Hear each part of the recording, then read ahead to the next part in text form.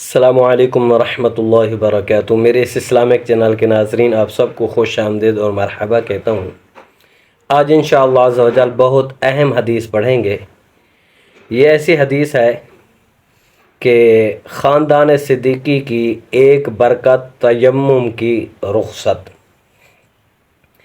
یہ اللہ تعالیٰ کی طرف سے تیمم کی نعمت میرے آقا امام الانبیاء حضور علیہ الصلاۃ والسلام کی امت کو ملنی تھی، اور جب پانی نہ ملے ایک ایک میل ادھر ادھر، پھر آدمی کو پریشان نہیں ہونا چاہیے کہ وہ پھر کیا کرے۔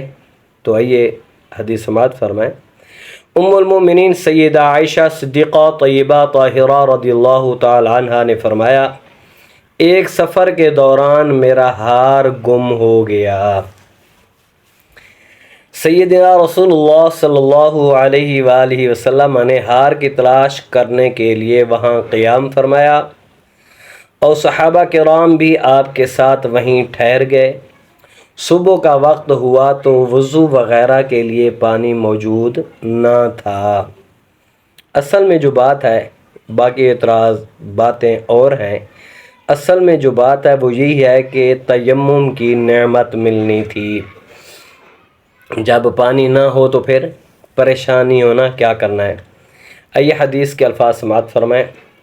فَأَنزَلَ اللَّهُ آيَةَ التَّيَمُّمِ فَتَيَمَّمُوا فَقَالَ أُسَيْدُ بْنُ الْحُضَيْرِ مَا هِيَ بِأَوَّلِ بَرَكَتِكُمْ يَا آلَ أَبَا بَكْرٍ قالت فبعثنا العبير الذي كنت عليه فأصبنا العقد تحته۔ آئیے اس کا ترجمہ سماعت فرمائیں۔ اللہ تعالیٰ نے آیت تیمم نازل فرمائی، اور صحابہ کرام رضوان اللہ تعالی علیہم اجمعین نے تیمم کیا۔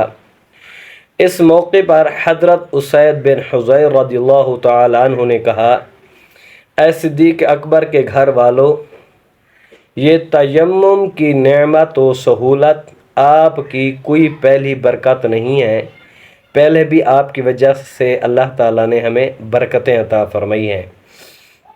ام المومنین سیدہ عائشہ صدیقہ رضی اللہ تعالی عنہ نے فرمایا، جس اونٹ پر میں سوار تھی اسے اٹھایا تو اس کے نیچے ہار مل گیا۔ یہ جو حدیث ہے صحیح بخاری شریف کے اندر موجود ہے، اور اس کا جو نمبر ہے 334 ہے۔ سیدنا ابو بکر صدیق رضی اللہ تعالی عنہ اور ان کے گھرانے کی بہت سی برکات میں سے ایک یہ بھی اللہ تعالیٰ نے پانی کے استعمال پر قدرت نہ ہونے کی صورت میں تیمم کی اجازت عطا فرمائی۔ علماء کرام نے فرمایا، ہار گم ہونے اور رحمت عالم صلی اللہ علیہ وسلم کے نہ بتانے میں بہت سی حکمتیں تھیں۔ کوئی کہتے ہیں جی حضور پاک صلی اللہ علیہ وسلم کو پتہ ہوتا تو بتا دیتے، کوئی کہتے ہیں جی یہ علم غیب نہیں جانتے، بہت ساری باتیں ہیں اس میں، لیکن اس میں جو بہت بڑی حکمت تھی وہ یہی تھی کہ میرے آقا حضور علیہ الصلاۃ والسلام جانتے تھے، پتہ تھا، لیکن یہ اللہ تعالیٰ کی نعمت جو تیمم والی ملنی تھی، اسی وجہ سے میرے آقا بھی خاموش تھے کہ کل جب میری امت کو پانی نہیں ملے گا، نماز کا ٹائم ہو جائے گا، تو پھر وہ پریشان نہ ہو کہ میری امت پھر پاک مٹی سے تیمم کر کے نماز کو ادا کر لے، نماز پڑھ لے۔ تو جو ہار تھا وہ اونٹ کے نیچے ہی تھا، مل گیا تھا۔ اور بھی بہت ساری ایسی حکمتیں ہیں۔ حضرت عائشہ صدیقہ طیبہ طاہرہ رضی اللہ تعالی عنہ کے ہار کی وجہ سے نبی رحمت صلی اللہ علیہ وآلہ وسلم کا وہاں قیام فرمانا، اور حضرت عائشہ صدیقہ رضی اللہ تعالی عنہ کی فضیلت و مرتبے کو ظاہر کرتا ہے، اور صحابہ کرام رضوان اللہ تعالی علیہم اجمعین کے ہار تلاش کرنے میں اس بات کی ہدایت ہے کہ حضور تاجدار انبیاء صلی اللہ علیہ وآلہ وسلم کی ازواج مطہرات کی خدمت مومنین کی سعادت ہے۔ نیز اس واقعے سے تیمم کا حکم بھی معلوم ہو گیا، جس سے قیامت تک مسلمان نفع اٹھاتے رہیں گے۔ یہ صراط الجنان، اس کے جو سورۃ النساء، اس کی جو ہے 443 جو ہے نا آیت، 43 آیت، تو یہ سارا واقعہ جو ہے نا اس کے اندر موجود ہے۔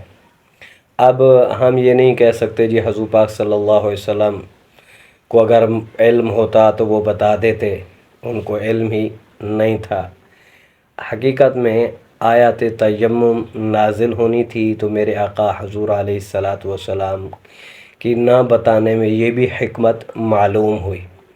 اور پھر ہار گم ہو جانا، صبح کی نماز میں پانی نہ ملنا، یہ تیمم کی آیت نازل ہونا، یہ رخصت ملنا، یہ سب کچھ یہ میرے آقا امام الانبیاء حضور علیہ الصلاۃ والسلام کی امت کے لیے نعمت تھی۔ تو اب اگر کسی آدمی کو 1 میل دائیں طرف، 1 میل یعنی شمال جنوب مشرق مغرب 4 طرف 1 میل پانی نہیں ملتا، تو اس صورت میں وہ شخص تیمم کر کے نماز ادا کر سکتا ہے۔ یہ حدیث اچھی لگے تو ضرور سبسکرائب کریں، شیئر کریں اور لائک کریں۔